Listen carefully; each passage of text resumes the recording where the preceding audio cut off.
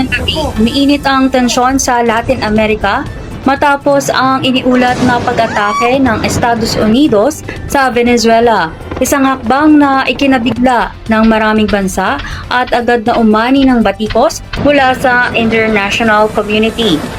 Ayon sa mga ulat, nagkaroon ng sunod-sunod na pagsabog at operasyong militar sa ilang bahagi ng Venezuela, kabilang ang mga lugar malapit sa kabisera ng Caracas.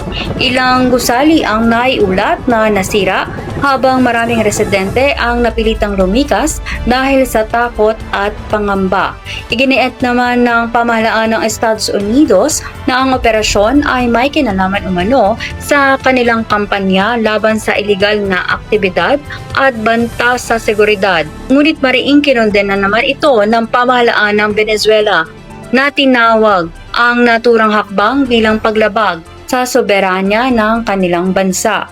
Samantala, ilang bansa kabilang ang Brazil at Cuba ang nagpahayag ng pagkondena sa naturang pag-atake.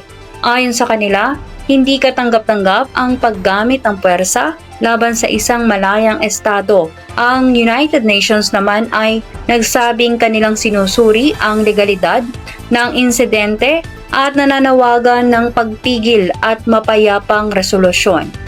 May mga ulat din na nagsabing may mga nasawi at nasugatan sa gitna ng operasyon. Ngunit hanggang sa ngayon ay wala pang pinal na opisyal na datos o sa kabuuang pinsala at bilang ng mga biktima.